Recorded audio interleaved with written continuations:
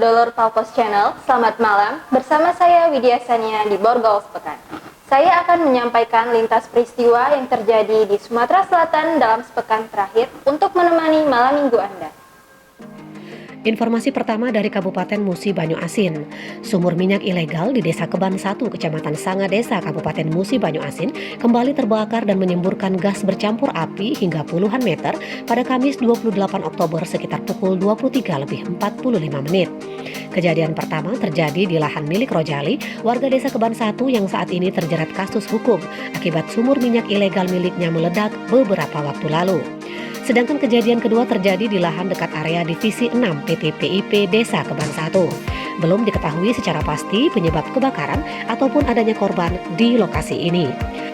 Informasi kedua dari Kota Palembang.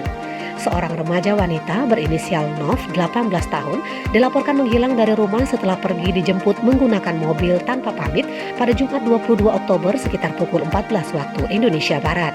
Belakangan diketahui warga Sekayu Kabupaten Musi Banyu Asin ini ditemukan anggota Subdit 3 Jatanras Ditreskrimum Polda Sumsel di warung remang-remang. Kasubdit 3 Jatanras Polda Sumsel Kompol CS Panjaitan mengatakan Nov ditemukan di sebuah rumah yang dijadikan tempat prostitusi terselubung di kawasan Lempuing, Kabupaten Oki pada Kamis siang 28 Oktober. Tidak hanya berhasil menemukan Nov, polisi juga mengamankan 2 orang yang diduga menjadi mucikari hingga menawarkan pekerjaan kepada Nov.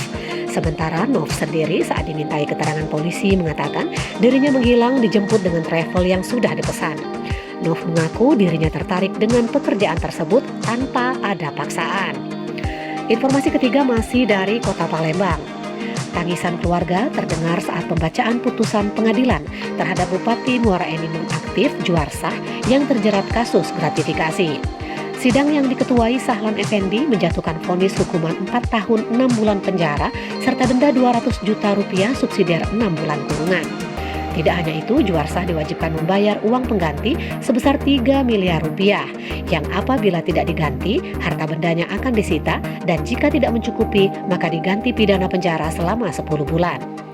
Majelis Hakim dalam persidangan di PN Tipikor Palembang mengatakan Juarsah telah memenuhi unsur-unsur menerima hadiah atau janji sebagai penyelenggara negara atau kepala daerah. Informasi keempat mengenai keberhasilan polisi dalam mengungkap kasus trafficking di Kota Palembang. Seorang ibu muda berinisial AM diduga menjualkan bayi perempuannya yang baru berusia 1,5 bulan kepada sepasang suami istri asal Oku Selatan. Kapolda Sumsel Irjen Pol Tony Harmanto melalui Kapol Restabes Palembang Kombes Pol Irfan Prawira Satya Putra mengatakan ekonomi menjadi dugaan motif AM tega menjual anaknya itu.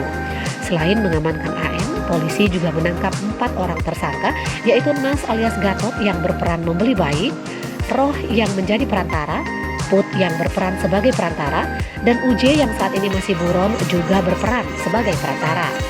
Atas ulahnya, para tersangka dikenakan pasal 76F Junto 83 Undang-Undang RI Nomor 35 Tahun 2014 dengan ancaman hukuman paling singkat 3 tahun dan paling lama 15 tahun penjara. Informasi kelima dari Kabupaten Ogan Ilir.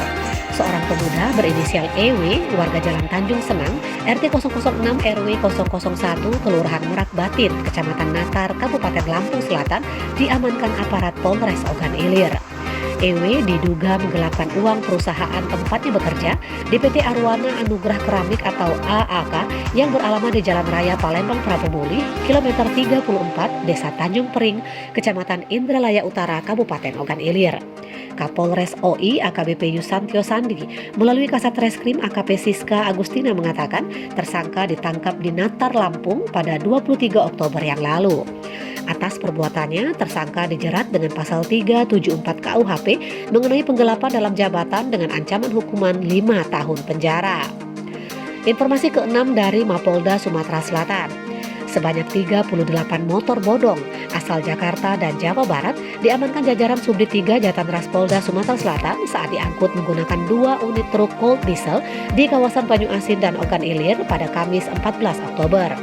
Wadir Reskrimum AKBP Tulus Sinaga didampingi Kasubdit 3 Jatanras Polda Sumsel Kompol CS Panjaitan mengatakan motor-motor tersebut akan dibawa ke Lubuk Linggau dan Bengkulu karena sudah ada yang memesan dan akan dijual kembali.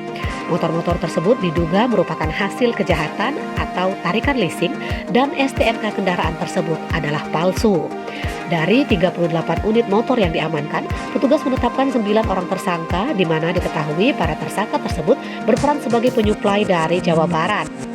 Tersangka tersebut adalah Herom, Henry, dan Alamsyah.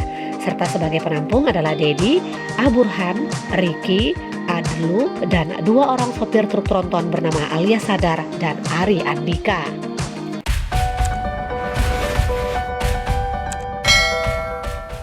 Informasi tadi sekaligus menutup perjumpaan kita pada kali ini. Terus nantikan Borgol Sepekan di setiap malam minggu Anda. Saya Widya Sania, mohon undur diri.